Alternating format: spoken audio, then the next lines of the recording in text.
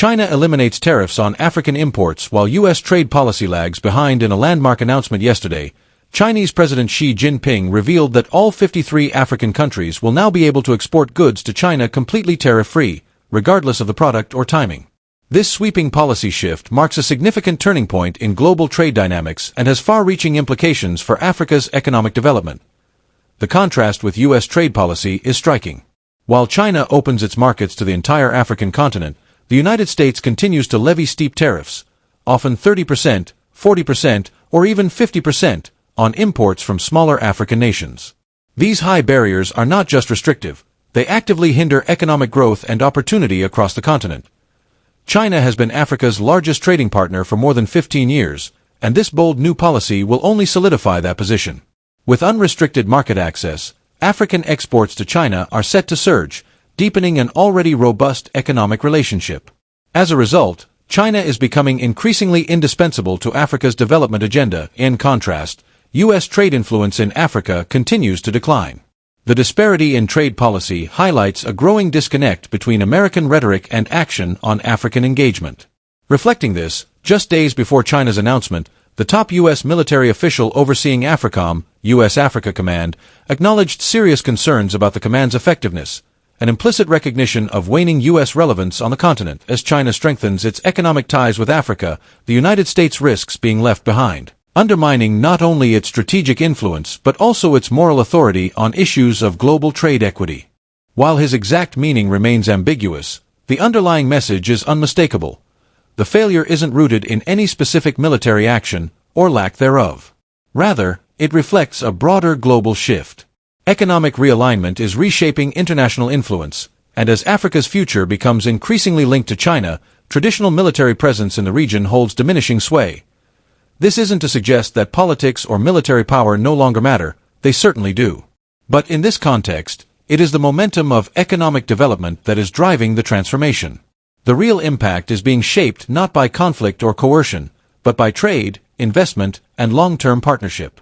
Military and political conflicts today are increasingly shaped, and often quietly resolved, by economic forces, which tend to offer far less ambiguity than traditional power struggles. A clear example of this dynamic was on display during the recent U.S.-China meetings in London. Despite diplomatic posturing, the underlying reality was hard to miss. The United States was forced to make concessions in order to achieve minimal gains. The meetings produced no meaningful shift in the global order, an order in which U.S. influence continues to erode. As Michael astutely observed, the Vietnam War taught the United States a painful lesson. Deploying hundreds of thousands of troops abroad is not only financially burdensome, but also politically unsustainable. Ultimately, the war ended not through military victory, but because of intense domestic opposition. And in the end, the U.S. lost. The Communist Party of Vietnam, Washington's primary adversary, remains in power today, underscoring a hard truth. Military might alone cannot override the political and social currents that shape a nation's future. That lesson has had a lasting, if often unspoken, influence on U.S. military policy ever since. Similarly, former President Trump's sweeping tariffs created unintended consequences on the global stage. Regardless of the competence or ethics of foreign leadership, Trump's aggressive trade policies gave other countries a convenient scapegoat for their economic woes. Whether it was shrinking exports, erratic imports, deteriorating trade balances, or falling gold reserves, the United States became an easy, and partially justified, target for blame. This anti-U.S. trade narrative has taken root in many parts of the world and continues to resonate. Yet within the United States, signs of dissent are growing, especially among business leaders. The U.S. Chamber of Commerce recently appointed a new president who, like their predecessor, supports Trump-era tax cuts but staunchly opposes tariffs. This distinction is critical. It reveals that while the American business community may accommodate certain political ideologies, it draws the line at economic policies, particularly tariffs, that disrupt global trade and threaten corporate profits. Michael aptly observed that U.S. government commitment often hinges on the perception of success. Once the likelihood of defeat becomes apparent, political will tends to evaporate. This is a crucial lesson President Trump should take to heart. He must be cautious about relying on optimistic narratives crafted by the State Department, strategies that may appear viable until they begin to unravel and generate real costs. At that point, the backlash won't necessarily come from those ideologically opposed to his immigration agenda. Many Americans may be indifferent to deportations in principle, but they will care deeply if the enforcement disrupts daily life. If businesses in downtown Los Angeles can't function, or if tourism dries up due to aggressive crackdowns, the economic consequences will provoke widespread resistance. Policies that harm local economies and disrupt commerce tend to lose public support quickly. Trump should have foreseen that his own policies might ultimately backfire, not politically, but economically. At the same time, there is little to suggest that Russia is close to retreating or reconsidering its military campaign in Ukraine, despite persistent Western hopes. In fact, critics on the right are justified in pointing out that Russia appears undeterred by NATO deployments, F-16 announcements, or an ever-growing list of EU sanctions, now totaling 18 separate packages. None of these measures have succeeded in forcing Russia to the negotiating table. The latest sanctions come after 17 failed rounds, and as the saying goes, repeating the same action while expecting a different result borders on madness. We are approaching a critical inflection point, with narrowing options and escalating stakes. Many military analysts believe the war in Ukraine could be decided within the next 6 months, not through negotiation, but by Russia completing its objectives. If that happens, it would represent not only a strategic failure for the West, but a sobering reminder of how limited sanctions and symbolic military gestures can be when not paired with clear, achievable goals. We are living through an unsettling chapter of global affairs, and continuing down the current path risks deepening the crisis rather than resolving it. If attacking Russia hasn't drained its resources, destabilized its society, or turned its people against one another, then the West may need to confront an uncomfortable truth. Sometimes, external aggression only serves to consolidate national unity and harden public resolve. In such cases, not only has the offensive failed, it has empowered the very adversary it aimed to weaken. Recent polling, including from sources not aligned with the Kremlin, indicates that President Putin continues to enjoy substantial domestic support. This alone suggests that Western strategies may have backfired, reinforcing rather than eroding Russia's internal cohesion. In Europe, the political landscape has long been shaped by a post-1945 understanding. Advancing one's career meant being openly pro-American, cooperative with U.S. interests, and loyal to the broader transatlantic agenda. Those who defied that alignment were often pushed to the margins, with Washington making little effort to hide which European leaders it favored. The widely discussed episode of an American diplomat helping install President Zelensky in Ukraine wasn't an anomaly. It was part of a long-standing pattern. European objections to U.S. influence were regularly dismissed. Today's European leaders, figures like Keir Starmer, Emmanuel Macron, and Friedrich Merz, are products of that system. Their rise has been built on being consistent, reliable allies of the United States.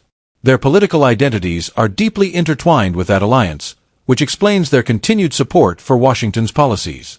Even when U.S. leadership falters or becomes erratic, their instinct is to stay the course. But this consensus is under pressure. If an outlier like Donald Trump can openly challenge the post-war transatlantic compact, it's only a matter of time before others, both in Europe and beyond, begin to do the same. Change is coming, albeit slowly. It's reminiscent of the old cartoon image: a duck runs off a cliff and keeps moving until it looks down. Then it falls. Europe's U.S.-aligned political class may be nearing that moment of realization, and the months and years ahead, we may witness a generational shift, a gradual displacement of leaders who view American leadership as indispensable, replaced by voices who question the dependence and advocate for a more autonomous European path. For now, the current elite cannot afford to look down. Doing so would force them to confront a sobering possibility, that the United States may no longer be the anchor of global stability it once was. The European leaders who have spent decades demonstrating unwavering loyalty to the United States now find themselves in an increasingly precarious position. The very power they served so faithfully is beginning to turn away from them, no longer viewing them as valued partners, but as outdated relics of a past alliance. There is perhaps no greater contempt than that of a former master who no longer needs the servant, especially when the servant's loyalty serves as a reminder of a legacy the master would prefer to forget. And the Middle East, we are witnessing a similar unraveling, though it takes the form of a protracted strategic stalemate. For much of the 20th century, the region was treated as a geopolitical chessboard by Western powers who invaded, partitioned territories, and installed regimes to secure one overriding interest: oil. Many of the states that emerged during this era were not nations in the historical or organic sense, but artificial constructs designed to serve imperial and economic purposes. That arrangement, however, is growing increasingly untenable. Several transformative shifts have altered the regional and global equation. First, the political awakening of Arab and related peoples brought an end to formal colonialism, even as economic subordination persisted. Second, the West's unwavering support for Israel functioned as a strategic diversion, drawing Arab attention toward the Arab-Israeli conflict, while broader imperial structures remained largely untouched. Israel served not only as a national project but as a regional outpost, a convenient lightning rod that obscured larger patterns of external control and resource extraction. Third, and most critically, the global balance of power is shifting. The dominance once held by the United States and Western Europe is waning, while new powers, especially China, and to a lesser degree Russia, are rising to challenge the old order. Russia, with its historical ties and geographic proximity to the region, and China, with its economic leverage and strategic investments, are redrawing the contours of Middle Eastern geopolitics. This has resulted in a kind of strategic gridlock. The West still exerts significant influence, particularly through its control of energy markets and its alliance with Israel, but that influence is visibly weakening. At the same time, the Arab world is increasingly asserting its demographic, geographic, and cultural claim to regional leadership. The Western model of dominance, built on outdated assumptions of dependency and coercion, is steadily losing relevance, particularly as the world begins to transition away from fossil fuels, the very resource that underpinned decades of Western leverage. And yet, what is most striking is not that this model is eroding, but how long the West has managed to preserve it despite the crumbling foundations beneath. It is a testament to the inertia of empire, but also a signal that profound change is not only inevitable, it is already underway. The global contradictions we face today, nowhere more stark than in the Middle East, have become too deep, too complex, and too entrenched to resolve through traditional means. This is most visibly reflected in the ongoing Israeli bombing of Gaza. Despite overwhelming international condemnation, as demonstrated in repeated United Nations votes, the violence continues unabated. The United States and Israel now stand virtually alone, isolated from a growing global consensus that demands an end to the conflict. What we are witnessing is not just a humanitarian crisis, it is a geopolitical impasse. Similar deadlock defines the West's posture toward Iran. Tehran is no longer isolated. It has forged strong strategic partnerships with China and Russia, including formal mutual defense agreements. Any serious military action against Iran now risks igniting a much broader regional or even global conflict. While Israeli leaders often signal intentions to strike Iran's nuclear infrastructure, these warnings have become routine, a kind of political theater aimed more at domestic audiences than at achieving any strategic resolution. The center of this rising tension is a growing sense of desperation.